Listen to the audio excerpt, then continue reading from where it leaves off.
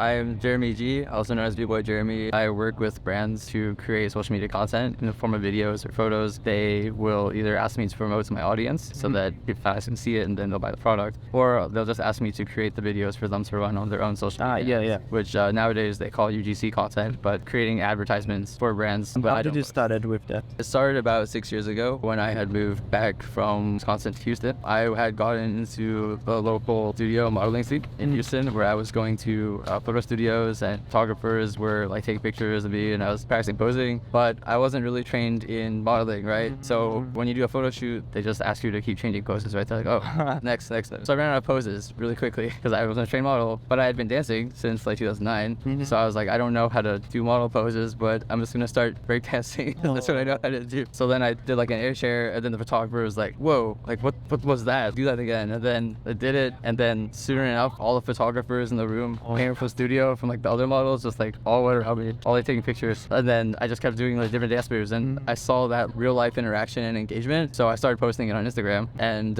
when I did that, I think the same thing sort of happened, right? Like I started getting attention from people on Instagram because they were really into these pictures where I was like doing highly composed breakdown shots against cool backgrounds around different parts of my city. Because of that, like studio modeling, breakdancing mixed background, then I always was very intentional with integrating by breakdancing with fashion and like clothing. So soon enough, like I started getting contacted by clothing brands and started sponsoring me for doing this kind of posts. Later, that's changed over time, of course, because Instagram is not really a photo platform; it's more like a video platform, in my opinion nowadays. So we did a lot more towards fitness because I've been getting into like fitness a lot recently, to add more general lifestyle products as well. Yeah, as I mentioned, sometimes just creating basically freelance commercials for brands. What is a tip that you would give to someone that wanna start with Instagram or social media in general? Just start posting stuff. It doesn't have to be perfect at first. Like the more important thing is that you start, you put yourself out there, and that over time you improve and you learn how to get better as you go. You always have a clear goal in mind of what it is you want to achieve with a platform, because when you have a goal in mind, then you can sort of structure everything around it, and then you can move towards the goal, right? If there's no goal and you're just posting stuff online, like here's a picture of my cat, here's a picture of a hamburger I ate today, and here's a selfie, then it's not really gonna go right. And where are you from? I'm from Houston, Texas. But you are originally from Hong Kong? My family is originally from Hong Kong. Okay, they moved to Houston a long time ago, but I've also lived in London, mainland China, Beijing, Hong Kong, other parts of America like Wisconsin, which is in the Midwest. And which is the place that you like the most? Houston.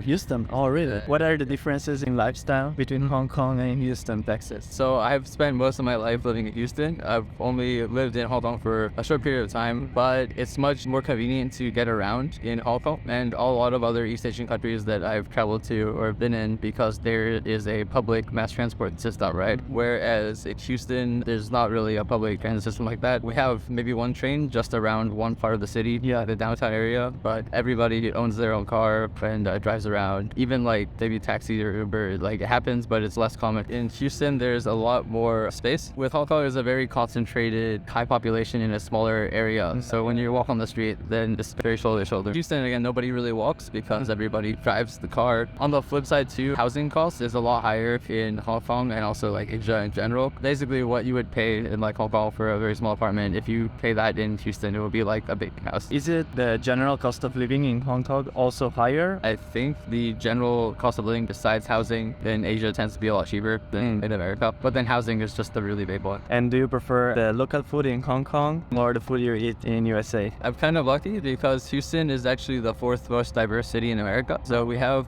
people from a lot of different cultures and countries in the city, which lets you eat a lot of different types of food from different cultures that are pretty authentic. The Hong Kong food we have in Houston is actually like really good. Did you ever thought about moving to Hong Kong? It's something I would consider, but I would have to get a lot better at Cantonese. I still have a lot of relatives in Hong Kong, so it would be good to be able to see family more frequently, but it would be a very big lifestyle change compared to what I'm used to growing up, which I guess is another big cultural difference. You could say in Hong Kong is a very strong emphasis on family, and same with a lot of like Asian cultures, right? Like it's very common for relatives to live together in the same apartment. You always make time to spend with your relatives or take care of them. Whereas in America, there's a big emphasis on being independent, moving out of your friend's house. In Hong Kong, does anyone can speak English? Yes, Hong Kong used to be part of England for a very long time. So because of that, the official languages are both